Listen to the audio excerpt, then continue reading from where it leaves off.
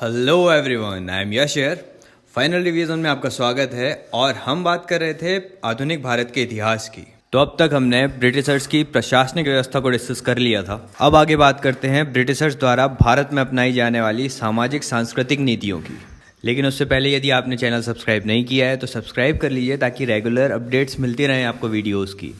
तो चलिए देखते हैं कि ब्रिटिशर्स की भारत में सामाजिक सांस्कृतिक क्षेत्रों में सुधार में या फिर उनके हस्तक्षेप में क्या भूमिका रही। तो अब इसमें हम देखेंगे कि भारत की संस्कृति में अंग्रेजों ने अपना हस्तक्षेप समय समय पर उनकी आवश्यकताओं की पूर्ति के हिसाब से किया था। तो इसके सुधारों के विभिन्न चरण थे। तो पहला चरण देखते हैं जिसका समय था 1757 से 1813 तक का। तो इस दौर में ब्रिटिशर्स ने हमारी संस्कृति पर कोई भी हस्तक्षेप नहीं किया, क्योंकि पहली बात तो वो हमारी संस्कृति को जानते नहीं थे और यदि स्टार्टिंग में ही हमारी संस्कृति पर हस्तक्षेप करने लगते तो जनता का असंतोष बढ़ता और वे स्टैब्लिश नहीं हो पाते भारत में। इसलिए ब्रिटिशर्स में उनका एक वर्ग था जो मानता था कि भारतीयों की जो शिक्षा साहित्य है ना, उसका यूज प्रशासन में मजबूत पकड़ बनाने के लिए किया जा सकता है। अब इस वर्ग में थे विलियम जोन्स, जोनार्थन डंकन और विल्किंसन, और इन्हीं जैसे कुछ विद्वानों ने भारतीय ग्रंथों का इंग्लिश में अनुवाद करवाया ताकि ये भारत के समाज को, यहाँ की संस्कृति को समझ सकें और यहाँ की भारतीय भाषाओं को समझने के साथ साथ यहाँ के साहित्य का अध्ययन करके प्रशासनिक नीतियाँ बना सकें। और इसी आवश्यकता से प्रेरित होकर विलियम जोन्स ने 1784 में एशियाटिक सोसाइटी ऑफ बंगाल की स्थापना की और विल्किंसन ने भगवत गीता का अनुवाद किया था। तो वहीं विलियम जोन्स ने गीत गोविंद का अनुवाद भी किया था इंग्लिश में। तो ये था ब्रिटिश सामाजिक सांस्कृतिक नीतियों का पहला चरण। अब देखते हैं दूसरे चरण में क्या हुआ। तो दूसरा चरण 1813 से 1858 तक का है, 1813 टू 1858। और इस समय में ब्रिटिशर्स ने भारत के सामाजिक सांस्कृतिक मामलों में सक्रिय हस्तक्षेप दिखाया। तो अब हमारी संस्कृति में इंटरफेयर करने का कुछ तो कारण रहा होगा ब्रिटिशर्स का। तो बात करते हैं पहले इसके बैकग्राउंड की। तो उस समय 19वीं सदी में बेंथम और मिल की उपयोगितावादी विचारधारा बहुत फेमस हो रही थी। इसमें ये लोग सुधारों पर बल देते थे और अधिकतम लोगों के अधिकतम सुख की बात करते थे।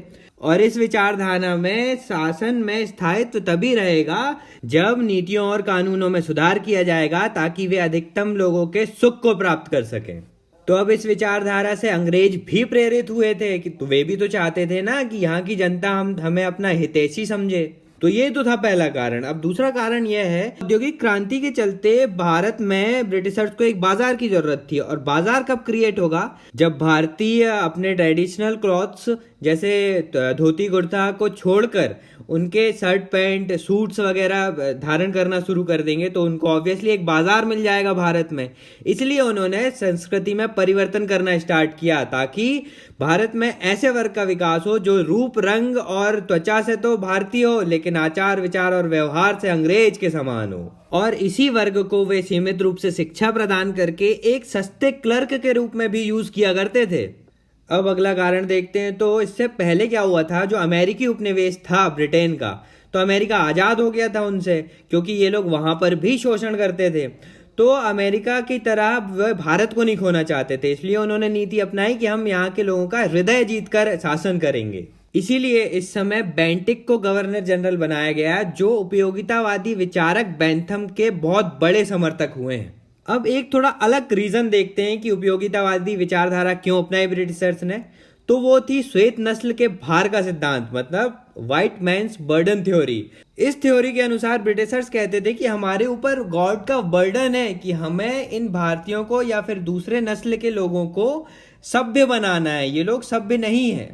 अब ये थ्योरी तो कहने के लिए थी, बाकी इनके सारे कार्य इनके आर्थिक, राजनीतिक और प्रशासनिक हितों से ही चलते थे। चलिए अब रीजंस देखने के बाद हम देख लेते हैं कि विलियम बेंटिक जो थे, जिन्हें एक अच्छे गवर्नर जनरल के रूप में माना जाता है, उनके सुधार कार्य क्या रहे हैं। तो पहले तो बेंटिक ने न्याय प्रणाली में सुधार किया, जिसमें दंड के स्वरूप को मानवीय बना दिया, मतलब कोड़े मारने की प्रथा समाप्त कर दी थी। फिर आगे मैकाले की अध्यक्षता में विधि का संहिताकरण किया, विधि को कलेक्ट करके कोर्ट्स बनाए थे कुछ, और उन्हीं के अधीन विधि आयोग का भी गठन किया गया। और इसके बाद इलाहाबाद में अदालत का गठन किया, जो सदर दीवानी और सदर निजामत अदालत के रूप में थी। फिर इन्होंने मीडिया को भी इंडिपेंडेंट बनाया और सती प्रथा पर रोक भी लगाने के लिए कानून बनाया था और आधुनिक शिक्षा प्रणाली को भी बल दिया था। और फिर विलियम बेंटिक ने अपने प्रेरणा स्रोत उपयोगितावादी विचारक वेंथम को लिखा था कि मैं तो नाम मात्र का शासक हूँ, वास्तविक शासन तो आपका ही है, सरकार चलेगी तो आपकी ही नीतियों पर। चलिए, तो ये दौर था भारतीय सांस्कृतिक सामाजिक क्षेत्रों में हस्तक्षेप का दौर। अब अगले चरण की बात करते हैं, तो ये तीसरा चरण होगा जिसका काल था 1858 से 1885 तक, 1858 to 1885। अब इस चरण में हुआ क्या था कि 1857 का विद्रोह हो गया था। तो अंग्रेजों को लग रहा था कि हमने सामाजिक सांस्कृतिक क्षेत्र में ज़्यादा ही हस्तक्षेप कर दिया, इसलिए लोगों को बुरा लग गया और उन्होंने विद्रोह इतना व्यापक पैमाने पर किया। इसलिए अंग्रेजों ने अपना जो उपयोगितावादी विचारधारा का मानवीय मुखौटा था ना, उसको उतार के फेंका और कहा यार अब सामाजिक सांस्कृतिक क्षेत्र में हम कोई हस्तक्षेप नहीं करेंगे। एकदम निष्क्रिय दृष्टिकोण हो गया था अंग्रेजों का इसके प्रति।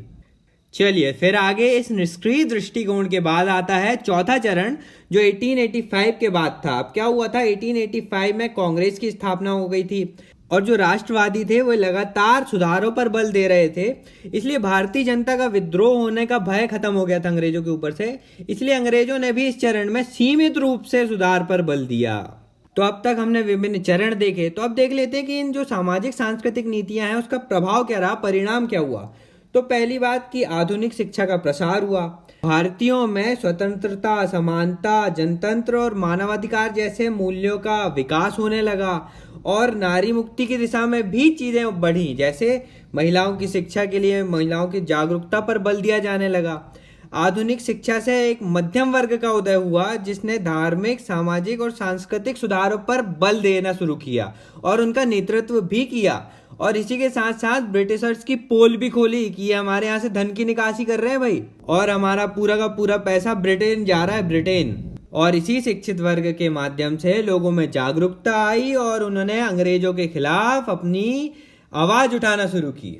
लेकिन इस सकारात्मक परिणाम के साथ साथ कुछ नकारात्मक परिणाम भी हुए, जैसे शिक्षा सिर्फ उच्च वर्ग के लोगों के पास गई थी, आम भारतीय अशिक्षित रह गया था और भारतीय जो समाज था वह भाषाई आधार पर श्रेष्ठता और हीनता में विभाजित होने लगा था।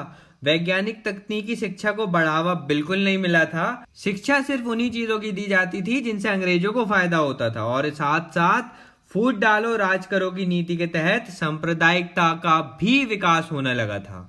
तो निष्कर्षतः हम कह सकते हैं कि ब्रिटिशर्स की जो सामाजिक सांस्कृतिक नीतियां थी वो उनके खुद के हित से संबंधित थी, मतलब जहां उनका फायदा हुआ वहां पे उन्होंने सुधार किया, लेकिन फिर भी कुछ मात्रा में फायदा तो भारतीयों को भी हुआ था। जैसे अमानवीय प्रथाओं पर रोक लग गई थी, जैसे सती प्रथा और बाल विवाह, और इसके साथ ही एक शिक्षित मध्यम वर्ग का भी उदय हुआ था जिसने शोषण को उजागर किया और भारतीयों में राष्ट्रवाद की भावना लाकर स्वतंत्र भारत की ओर एक कदम बढ़ाया।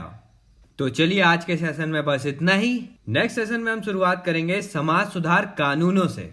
तो लेक्चर्स अच्छे लग रहे हैं तो चैनल को सब्सक्राइब ज़रूर कर देना यदि आपने नहीं किया है, और अपने आसपास शेयर भी कीजिए, क्योंकि आगे आने वाली वीडियोस में आपके एग्जाम से रिलेटेड सारे टॉपिक कवर होने वाले हैं। तो ठीक है, मिलते हैं नेक्स्ट सेशन में। I am Yash Deria signing off. Thank you so much for listening.